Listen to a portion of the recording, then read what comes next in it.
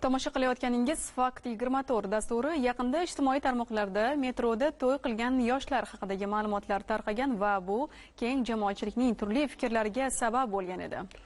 Albatta, koronavirus tahdidi to'xtamagan, karantin talablari yanada kuchaytirilayotgan bir sharoitda bunday yengil-yelpi tadbirlarni oqlab bo'lmaydi. Qo'shtirnoq ichidagi qahramon yoshlar tegishli tartibda ushlanib, tegishli choralar ko'rildi.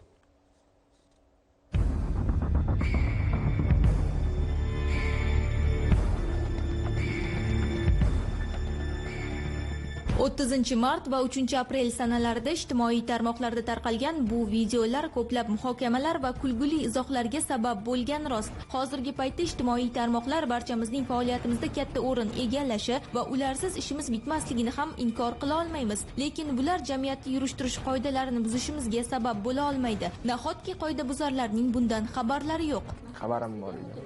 Xabarim bor edi. Lekin bu darajada bo'lishini o'ylamadim. Bu darajaga yetishini hech kim kutmagan edi. Komandamizlarga ham o'zimdan bichna. Toshkent metropoliteni jamoat transporti ijtimoiy tadbirlar o'tkaziladigan yoki bo'lar-bo'lmas qiliqlar qilib, qo'shtirnoq ichidagi tiktokerlarni mashhur bo'lishiga xizmat qiladigan joy emas. To'g'ri, metroda rasmga tushish va videoga olish taqiqlanmagan, ammo bu jamoat tartib qoidalarini buzmagan holda amalga oshirilishi kerak. Chet davlatlardagi blogerlardan o'rnak olamiz, ulardagi trendlarni darhol o'zlashtiramiz. Ammo nega ilm-fan texnika yo'nalishida ular bilan bahslashmaymiz? Ulardan o'tishga shu yo'nalishlar orqali tanilishga harakat qilmaymiz. Keyin baribirga ham qilgan ishimizdan afsusdamiz deyman. Misol uchun bizani ko'rib kimdir metroda yana nimadir uyushtirishmasa, yaxshi oqibatlarga olib kelmaydi-da. Endi yaxshi tomonlarni davom etaman. Boshqa chora kontakt qilaman. Oldingilarga o'xshab bachkan emas endi.